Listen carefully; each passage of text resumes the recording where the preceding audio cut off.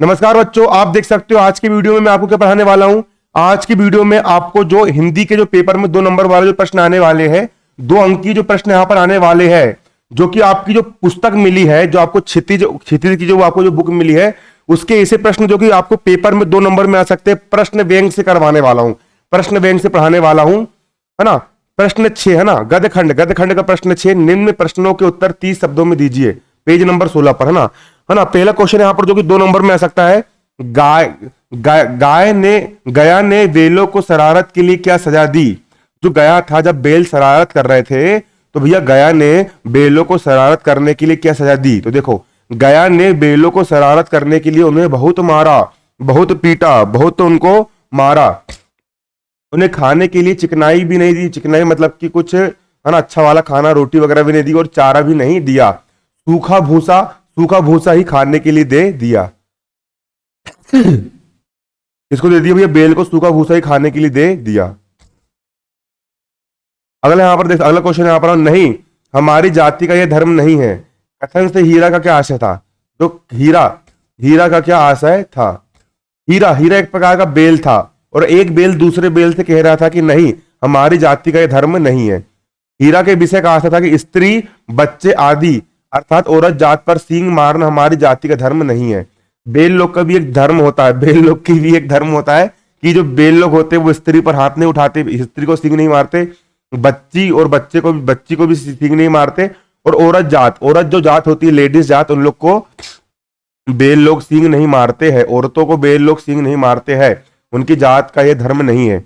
हमें उनका सम्मान करना चाहिए, हमें औरतों का सम्मान करना चाहिए, उनसे प्रेम और सहानुभूति रखना चाहिए। औरतों से प्रेम करो, औरतों से प्रेम करो और उनसे सहानुभूति भी रखना चाहिए। अगला गया भागते बेलों को क्यों नहीं पकड़ पाया। जो गया था, जब बेल भागने लगे तो भैया बेलों को गया क्यों नहीं पकड़ पाया। गया भागते बेलों को इसलिए नहीं पकड़ पाया क्योंकि वे तेजी से भाग रहे थे और गया को गुस्से से मार भी रहे थे। अब भैया बेल सींग से मार रहे थे भैया गया को, और गुस्से से भाग रहे थे, इसलिए उसकी फट गई एकदम से कि भैया बेल को पकड़ूंगा मैं तो भैया कहीं मेरे को पटक ना दे, उठा धड़ से पटक देंगे बिल्कुल। तो इसलिए गया भागते हुए बेलों को नहीं पकड़ पाया क्योंकि बेल तेजी से भाग रहे थे और गया को गुस्से से मार भी रहे थे। अगला क्वेश्चन यहां पर देखो, लहासा की ओर यात्रा वृतांत लेखक का उद्देश्य रहा। लहासा की ओर यात्रा वृतांत, लहासा एक तिब्बत में एक स्थान है, उसका नाम है लहासा। वहां की लेखक ने यात्रा किया था, घूमने के लिए गया था, तो वो जहां जहां घूमने जाता है वो वहां के बारे में लिखते जाता है, और मैं जहां जहां घूमने जाता हूँ वहां के वीडियो बना के यूट्यूब पर डाल देता हूँ, है ना कि नहीं। लहासा की ओर यात्रा वृतांत लिखने का लेखक का क्या उद्देश्य रहा। लहासा की ओर यात्रा वृतांत लिखने का लेखक का उद्देश्य यात्रा करते समय तिब्बत, नेपाल की दुर्गम पहाड़ियों से तिब्बत समाज की संस्कृति का सभी को परिचय कराना है। लेखक ने जो यात्रा वृतांत लिखा है उसका उद्देश्य था कि भैया तिब्बत हो गया और नेपाल की दुर्गम पहाड़ियों से तिब्बत समाज की संस्कृति का सभी को परिचय कराने का वहां पर था कि भैया ये नेपाल कैसा होता है, तिब्बत कैसा होता है, वहां की दुर्गम पहाड़ी कैसी होती है, तिब्बत का समाज कैसा होता है और संस्कृति कैसी होती है, सभी का परिचय कराना है। अगला हमारे यहाँ पर, तिब्बत में यात्रियों के लिए कुछ आराम की क्या बातें है लिखिए। तिब्बत में यात्रियों के लिए, तिब्बत मतलब कि तिब्बत में जितने भी प्रकार के जो यात्री होते हैं, तिब्बत में क्या होते हैं, जितने प्रकार के जो क्या होते हैं यात्री होते हैं जो तिब्बत घूमने जाते हैं, वहां पर उनके लिए कुछ आराम की क्या बातें होती है, वहां पर आपको ये लिखना है। इसको उत्तर देखेंगे, तिब्बत में यात्रियों के लिए आराम की बातें है ना। तिब्बत में यात्रियों के लिए सबसे अच्छी बात यहाँ पर जो है कि तिब्बत में छुआछूत और जाति पाति और पर्दा प्रथा नहीं है। कहां पर? तिब्बत में भैया जात पात बिल्कुल नहीं। अपने हिंदुस्तान में जात पात देखते, फलानी जात का है तो ऐसा है तो वैसा है, सब जात पात देखते हैं अपने हिंदुस्तान में, लेकिन तिब्बत में जात पात बिल्कुल भी नहीं देखी जाती और पर्दा प्रथा भी वहां पर नहीं है। अपरिचित व्यक्ति भी आसानी से घर के लोग विश्वास कर लेते थे। जो अपरिचित लोग हैं, जिससे जान है ना पहचान है, उस व्यक्ति पर भी तिब्बत के लोग आसानी से विश्वास कर लेते थे। अब आप अपने हाथ से मक्खन और सोडा डालकर चाय बना सकते हैं, उनके आप घर में घुस सकते हो और घर में घुस करके मक्खन सोडा डालकर आप चाय बना सकते हो तिब्बत में। अगला यहाँ पर देखिए, अगला है तिब्बत की महिलाएं। तब तिब्बत की महिलाओं की क्या विशेषता है। तिब्बत की महिलाएं पर्दा नहीं करती थी, मतलब शर्माती नहीं थी। भी ईमानदारी से चाय बनाकर देती थी। कोई भी इंसान आता था तो उनको ईमानदारी से चाय पिलाती थी। अपरिचित पर विश्वास भी करती थी। ऐसा इंसान जो अपरिचित है उस पर भी भरोसा कर लेती थी वहां की महिलाएं और उनको चाय बना करके पिला देती थी। अगला क्वेश्चन यहाँ पर है, जाबिर हुसैन किस सन में मुंगेर से बिहार विधानसभा के सदस्य निर्वाचित हुए? तो जाबिर हुसैन जो थे, जाबिर हुसैन किस सन में, कौन से सन में मुंगेर से, मुंगेर एक जिला है, मुंगेर जिला से बिहार विधानसभा के सदस्य निर्वाचित हुए? तो जाबिर हुसैन सन 1977 में, बिहार एक राज्य है, जैसे मध्य प्रदेश अपना एक राज्य है उसी प्रकार बिहार भी एक राज्य है। तो जाबिर हुसैन सन 1977 में बिहार विधान परिषद के सदस्य निर्वाचित होकर, का 1977 में बिहार विधान परिषद के सदस्य निर्वाचित होकर 1995 में बिहार विधानसभा के सदस्य बने थे। 1995 में भैया, 1995 में बिहार विधानसभा के क्या बने थे? सदस्य निर्वाचित हुए थे। अगला क्वेश्चन यहाँ पर, प्रातः काल वातावरण कैसे दिखाई देता है? जब आप सुबह सुबह उठते हो तो सुबह सुबह का वातावरण कैसा दिखाई देता है? प्रातः काल वातावरण पतली गलियों से उत्साह भरी भीड़ नदी की ओर बढ़ती, तो ऐसा लगता है कि अचानक कोई आएगा और बंसी हो जाएगा और सबके पांव थम जाएंगे। ये भगवान श्री कृष्ण की बात हो रही है। तो सुबह सुबह प्रातः काल का जो समय होता है वो तो मुरली बजाए रहो यशोदा को छलिया, बड़ो छले बलिया जो भैया कान्हा हमारो, बड़ो छले बलिया जो भैया कान्हा हमारो। कृष्ण अवतारी में किशन कन्हैया, कृष्ण अवतारी में किशन कन्हैया, जो तो मुरली बजाए रहो यशोदा को छलिया, बड़ छले बलिया जो भैया कान्हा हमारो। तो भैया जब कृष्ण भगवान का समय है तो जब सुबह सुबह का भैया माहौल कैसा दिखता है? तो प्रातः काल का जो वातावरण होता है, पतली गलियों से उत्साह भरी भीड़, पतली पतली गलियों से सुबह सुबह क्या होता है, सब लोग नहाने के लिए नदी में जाते थे उस समय। तो पतली गलियों से उत्साह बड़ी भीड़ नदी की ओर बढ़ती है, तो ऐसा लगता है कि भैया जब नदी की ओर भीड़ बढ़ रही है तो कोई आएगा कृष्ण कन्हैया लाल और बंसी बजाएगा, कृष्ण कन्हैया लाल बंसी बजाएगा, और जिससे सबके पांव क्या हो जाएंगे? थम जाएंगे, सबके पांव थम जाएंगे। अगला, कृष्ण की बांसुरी की आवाज सुनकर सभी लोग क्या प्रतिक्रिया करते थे? जब कृष्ण भगवान बांसुरी बजाते थे, मैं सीटी बजा रहा हूं, वो बांसुरी बजाते थे, बांसुरी, कृष्ण भगवान जब बांसुरी बजाते थे तो सभी लोग क्या बोलते थे? कृष्ण की बांसुरी सुनकर सभी के पांव थम जाते थे। आहा, क्या मधुर बंसी बजाई है। मंत्रमुग्ध होकर सभी आनंदित हो जाते थे भगवान श्री कृष्ण की बांसुरी को सुनकर। अगला भैया, लारेस गौरैया के विषय में क्या क्या बातें जानती थी? जो लोरेस थी, लोरेस जो थी, लोरेस गौरैया, गौरैया एक प्रकार की चिड़िया होती है। लोरेस एक जो लड़की थी वो गौरैया मतलब चिड़िया के विषय में क्या क्या बातें जानती थी? तो लोरेस गौरैया के विषय में यह जानती थी कि गौरैया छत पर लारेस के पति के साथ अधिक समय बिताती थी। लारेस का जो पति था उसके साथ अधिक समय गौरैया, गौरैया लड़की का नाम नहीं है रे, गौरैया चिड़िया का नाम है। गौरैया लारेस गौरैया के विषय में यह जानती थी कि गौरैया छत पर लारेस के पति के साथ अधिक समय बिताती थी। यही कारण था कि लोरेस गौरैया के बारे में ढेर सारी बातें जानती थी। अब कोई उसके पति के बारे में ढेर सारा समय बिताएगी तो भैया जानना तो पड़ेगा ना। अगला क्वेश्चन यहाँ पर देखिए, कि अगला क्वेश्चन है, लेखक परसाई जी प्रेमचंद को क्या सलाह दे रहे थे? लेखक परसाई जी जो थे वो प्रेमचंद को क्या सलाह दे रहे थे? प्रेमचंद को परामर्श मतलब सलाह देते हुए लेखक कहते हैं, यदि फोटो खिंचवाना इतना आवश्यक है तो ढंग के जूते पहन लेते या फिर फोटो ही ना खिंचवाते। प्रेमचंद जी फोटो खिंचवा रहे थे तो फटे जूते में फोटो खिंचवा रहे थे, तो है ना। परसाई जी ने बोले कि बेटा प्रेमचंद जी, तुमको फोटो खिंचवाना इतना ही पसंद है तो ढंग के जूते पहन लेते या फोटो ही नहीं खिंचवाते।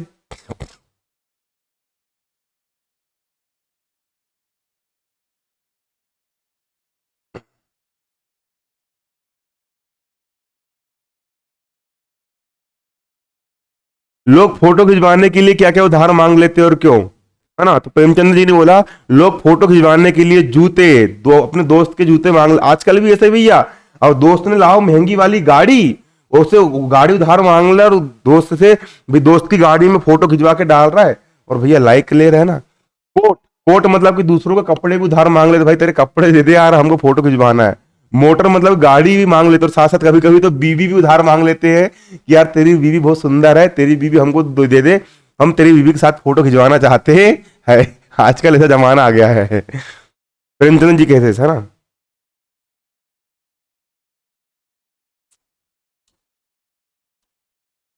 अगला यहां पर देखिए, लेखक ने प्रेमचंद को किन किन उपाधियों से विभूषित किया गया है। तो लेखक जो थे उन्होंने प्रेमचंद को निम्न उपाधियों से विभूषित किया है। पहला, महान कथाकार। प्रेमचंद जी कौन थे? महान कथाकार थे। दूसरा, उपन्यास सम्राट। प्रेमचंद जी कौन थे? उपन्यास सम्राट थे, उपन्यास लिखने वाले थे। प्रेमचंद जी युग प्रवर्तक थे, मतलब उनकी उनकी रचनाओं को सुनकर के युग जमाना बदल गया था, मुझे भी युग प्रवर्तक बनना है, मुझे भी कुछ ऐसा सिखाना है बच्चों को कि मजा आए। जनता के लेखक, जनता के लिए लिखने वाले थे। और प्रेमचंद जी साहित्यिक पुरखे थे। क्या थे प्रेमचंद जी? साहित्यिक पुरखे थे।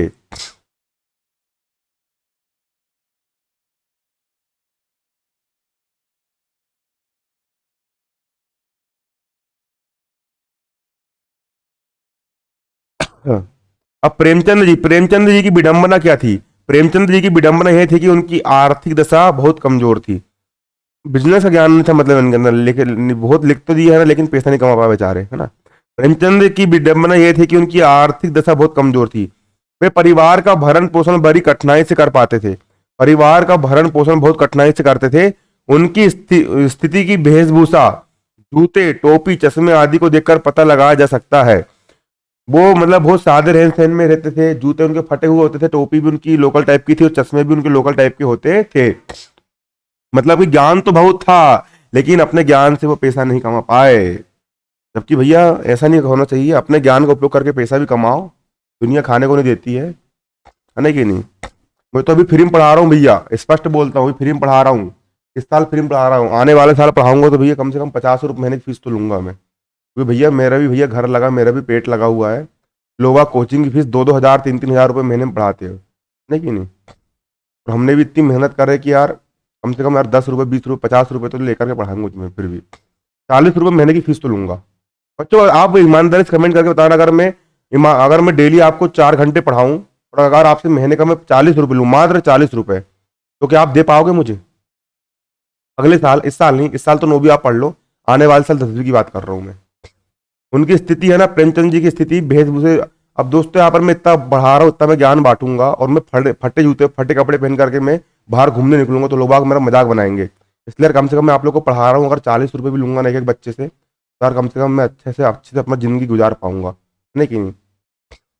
इसलिए मतलब कि कम से कम 40 रुपये महीने की फीस तो लूंगा मैं फिर भी। अगला, दोनों बेल आपसी प्रेम किस प्रकार करते थे। जो दो बेल थे, हीरा मोती, जो दोनों के दोनों बेल थे, वो आपस में किस प्रकार से प्रेम करते थे, एक दूसरे को प्यार करते थे। तो दोनों बेल वो एक दूसरे को चाट कर, एक बेल दूसरे को चाट रहा है, चाट रहा है, हट, छी छी छी छी। दोनों बेल एक दूसरे को चाट कर, सूंघ कर एक दूसरे को सूंघते थे, चाटते थे, चाट चाट कर प्यार करते थे। कौन? दोनों बेल। और सींग मारकर प्रेम प्रकट करते थे। यदि हीरा की नाद में भूख के समय मुंह नहीं डालता था, तो मोती भूखा होने के बाद भी खाली भूसा नहीं खाता था, मतलब कि उसका दोस्त खाएगा तो वो भी खाता था। गया के घर पर भी मार दोनों एक साथ ही खाते थे। अच्छी इनकी दोस्ती थी।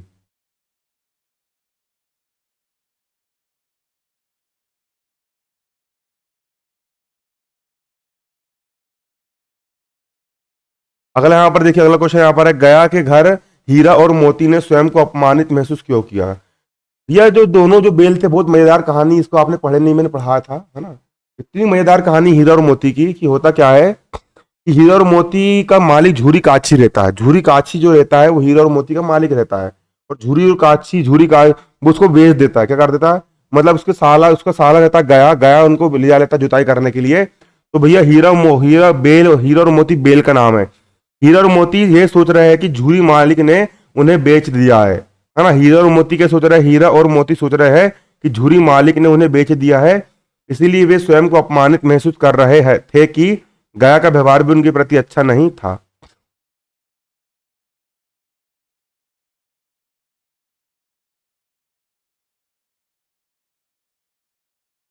अगला दड़ियल व्यक्ति को देखकर, दड़ियल व्यक्ति मतलब कि एक अच्छा हट्टा कट्टा दड़ियल व्यक्ति है ना, को देखकर दोनों बेल क्या सोचकर दोनों बेलों के दिल कांप उठे। दड़ियल व्यक्ति को देखकर वे समझ गए कि उन्हें खरीद कर कसाई के हाथों बेच देगा, है ना। कसाई मतलब कसाई किसको बोलते हैं, जो गाय बैल को काटते हैं, हरामखोर टट्टू लोग जो गाय बैल को काटते हैं ना, नीच लोग होते हैं जो है ना। जबकि गाय में 33 करोड़ देवी देवताओं का वास होता है और लोग कितने निर्मल जानवरों की हत्या कर देते हैं, मूर्ख नलायक ढोर लोग, है ना। दड़ियल व्यक्ति को देख करके इनका सत्यानाश होगा, सारे लोग को नरक में जगह नहीं मिलने वाली जो गाय को काटते हैं। दड़ियल व्यक्ति को देखकर वे समझ गए थे कि वे उन्हें खरीदकर कसाई के हाथों बेच देगा। अपना अंत देखकर उन दोनों का दिल कांप उठा कि यार वो दोनों को बेचारों को काट करके मार डाला जाएगा।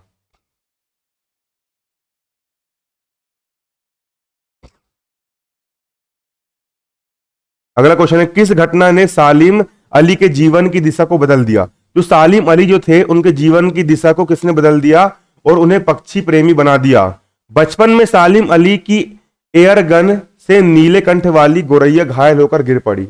अब एक भैया प्यारी सी गुरैया मतलब प्यारी सी चिड़िया जिसका गला नीले रंग था और बहुत मासूम थी, और बचपन में सालिम अली ने जो एयर गन होती है उसने गन चलाया और भैया वो चिड़िया मर करके गिर गई, बेचारी बहुत तड़पी होगी, बहुत चिल्लाई होगी। घायल गोरैया को देखकर उनका मन दुखी हो गया, वे उसकी सेवा और उसके बारे में जानकारी प्राप्त करने में जुट गए। उसके बाद भी पक्षी जगत से जुड़ गए और पक्षी प्रेमी बन गए, है ना। ऐसा हो जाता है। अगला क्वेश्चन यहां पर देख सकते हो, गद्य की विविध विधाओं को कितने वर्गों में बांटा गया है। तो भैया गद्य की जो विविध विधाएं है उनको 2 वर्गों में बांटा गया है। पहला मुख्य विधाएं कौन कौन सी होती है, निबंध हो गया, कहानी हो गया, उपन्यास हो गया, नाटक हो गई, एकांकी हो गई, आलोचना हो गई, ये गद्य की मुख्य विधाएं होती है। अगला गद्य की गौण विधाएं, जीवनी, आत्मकथा, संस्मरण, रेखा चित्र, पत्र, डायरी, रिपोर्टाज, साक्षात्कार, ये गौण विधाएं होते हैं। निबंध किसको बोलते हैं, निबंध तो आप लोग को पता ही, विज्ञान चमत्कार। कहानी किसको बोलते हैं, जो कहानी सुनाते उसको हम कहानी बोलते हैं। उपन्यास किसको बोलते हैं, बहुत लंबी लंबी मोटी मोटी किताब में लिखा जाता है। नाटक किसको बोलते हैं, जो नाटक होते हैं रंगमंच पर, है ना, उसको नाटक बोलते हैं। एकांकी किसको बोलते हैं, एकांकी नाटक का छोटा रूप होता है। आलोचना किसको बोलते हैं, किसी की बुराई करना, है ना, उसको हम बोलते हैं आलोचना। गौण विधाएं कौन कौन सी होती है, जीवनी, आत्मकथा, संस्मरण, रेखा चित्र, पत्र, डायरी, रिपोर्टाज, साक्षात्कार, इंटरव्यू लेना, गौण विधाएं होती है। अगला हमारा यहाँ पर क्वेश्चन क्या देखिए, अगला क्वेश्चन यहाँ पर हमारा है, नाटक, कहानी, उपन्यास, एकांकी की तत्व को लिखिए। नाटक, कहानी, उपन्यास और एकांकी की तत्व। कथानक का मतलब होता है पहले स्टोरी रहेगी तो ही तो नाटक बनाएंगे ना रे, तभी तो वहां पर भैया रामायण की स्टोरी तो वहां पर नाटक बनाते हैं हम, एक राम लक्ष्मण हनुमान, है ना। कहानी, दूसरा पात्र परिचय, कौन कौन से पात्र है कहानी के, नाटक के कौन कौन से पात्र है ना कि नहीं, है ना। नाटक चल रहा है, कौन कौन से पात्र है, मतलब कौन कौन से लोग हैं। अगला संवाद, कथोपकथन की कौन इंसान क्या क्या बोलेगा। अगला देश काल और वातावरण स्थिति किस प्रकार की होगी। अगला भाषा शैली, मतलब भाषा किस प्रकार की उपयोग की जाएगी। अगला उद्देश्य क्या रहेगा, है ना, ऐसा रहेगा।